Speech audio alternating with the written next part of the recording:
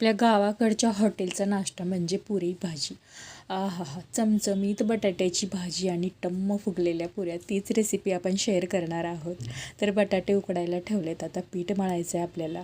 तर 3 वाट्या पीठ घेते, 5 चमचे रवा घेते बारीक, 2 चमचे बेसन पीठ घेते, चवीपुरतं मीठ टाकायचं आहे, चिमूटभर साखर टाकायचं आहे आणि कडकडीत तेलाचं मोहन टाकायचं आहे आणि सगळं मिक्स करून घ्यायचं आहे.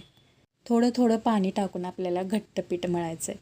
तर इथे घट्ट पीठ माझं मळून झालेलं आहे. तर चॉपरमध्ये मी बारीक कांदा चॉप करून घेतला आहे. बटाट्याची साल काढून हाताने चुरून घेते आणि आता एका कढईमध्ये तेल घ्यायचं, जिरी, मोहरी, कढीपत्ता, हिंग आणि कांदा टाकून परतून घ्यायचं आहे. कांदा फ्राय होतो तर त्याच चॉपरमध्ये 2 टोमॅटो घेऊन ते सुद्धा बारीक केलेत. टोमॅटो टाकायचं आणि मटारचा सीझन आहे तर मटार टाकलेच पाहिजेत. थोडेसे मटार टाकते आणि छान वाफ काढून घ्यायचे एक. तर मस्त मऊ होतात आपले मटार याच्याने. तर मसाले टाकायचे तुमच्या आवडीचे आणि परतून घ्यायचे.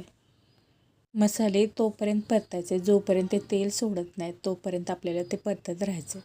आणि नंतर आपण जे चुरलेले बटाटे आहेत ते टाकायचे, मीठ टाकायचं आहे आणि कडकडीत गरम पाणी टाकायचं आहे आणि मिक्स करायचं आहे.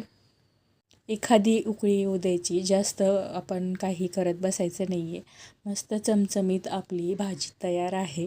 तर भाजी तर तयार झालेली आहे. आता पुरीकडे जाऊया. छोटे छोटे गोळे करून घ्यायचे. तुम्हाला कोणत्या साईजच्या पुऱ्या आहोत त्यानुसार तुम्ही ते गोळे करून घ्या आणि पुरी लाटून घ्या. पुरी आपल्याला जास्त जाडही लाटायची नाही आहे, खूप पातळही लाटायची नाही आहे. मीडियम अशी पुरी आपल्याला लाटून घ्यायची आहे.